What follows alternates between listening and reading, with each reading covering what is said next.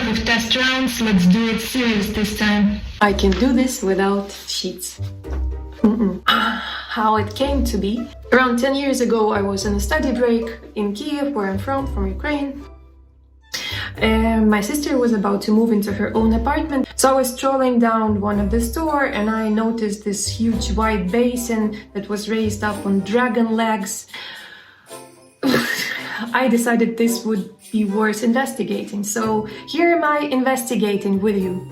Bathroom design. This is the subject for today's lecture. What most of us take for granted these days was actually a serious deal for our ancestors thousands of years ago, both for hygienic and religious purposes. So the very rich ones, they had their own chambers where they would practice. However, for the ordinary folk would have to go to a temple-looking structure and share this ritual of being naked and washing up with hundreds of people around them. Joyous time of the week.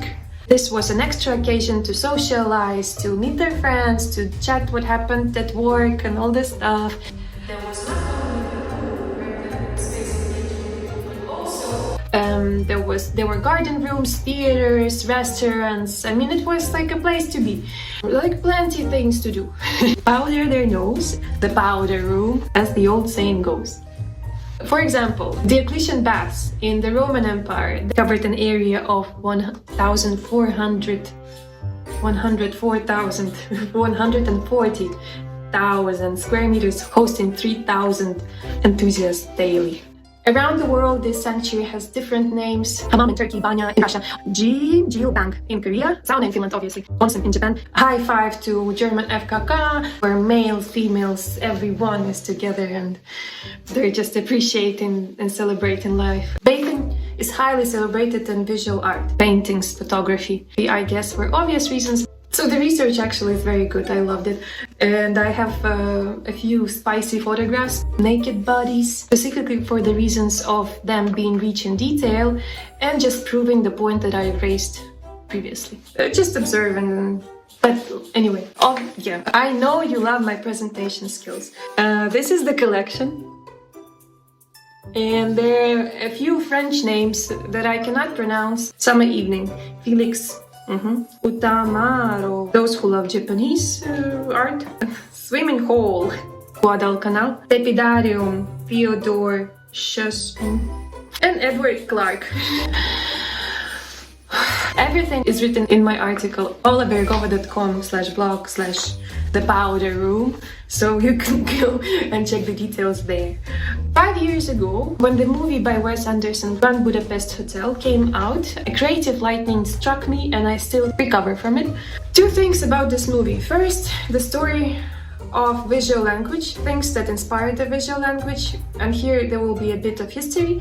And the second piece, the practical thing about it. So Wes Anderson, in the numerous interviews that he was giving, he mentions Stefan Zweig, the novelist, the playwright from Austria. This dude, he had the height of his career in 1920. And some 60 years ago, before that time, this was the golden age for science, for politics, for art in the Western world. And this was called La Belle Époque. The epicenter of it was in Paris. Paris, joie de vivre, joie de vivre. I'm sorry, pardonnez-moi. Constant development and life and art and progress in science, technology. However, after the hardships of the world wars and other horrific events of the 20th century, there was not much left to be joyous about. To demonstrate that, here you go. So there are a couple of scenes from the movie where they're just people having fun, enjoying the life, right? And then after the World War, you could see this character. Actually, he's the lobby boy sitting in the same hotel that had went through renovations, and this is like 50s, I think, with pretty dull designs and colors. Second thing about the movie, right? Why it's so awesome? Because this movie is just a case study where you could see this transition where La Belle Époque characters just swinging in Art Deco heyday settings. They transitioned into the realities of postmodern world with its own quite grim architecture, design, fashion, and life was never the same. I'm very fond of the aesthetics of this movie. The scene with the pool draw my attention. Okay. This scene contrast of grandeur, architecture, awkwardness of Monsieur Gustave giving a swimming lesson to one of the hotel guests. And guess where I found the twin public bath to the one in the movie? In Budapest. The little joys of life. And it was August, it was really hot, and I was hiding in Galer thermal bath. I was happy beyond belief, having fun, swimming, looking for my Monsieur Gustave and Jude Law that was actually a teenage crush of mine. Bathing is a daily ritual for all of us. As an owner of an interior design studio, I would like to talk a little bit about bathroom. So tiny and demanding, this room sees it all. Bathroom is there for the naked, maybe ugly, maybe not, but truth.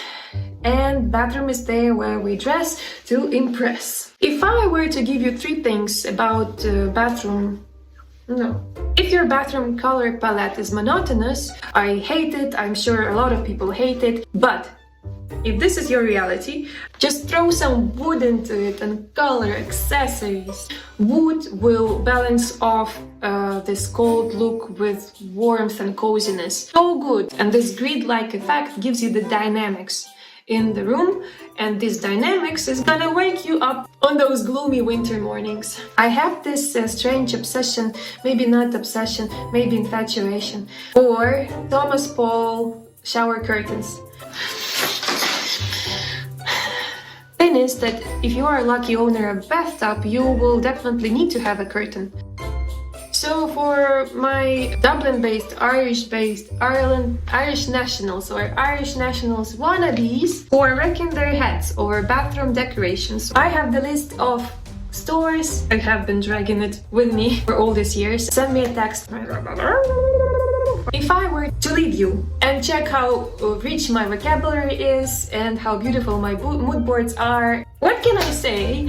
Next time when you have a bathroom break, you'll think about my article and my video and me. Thank you for your time. Ciao, ciao.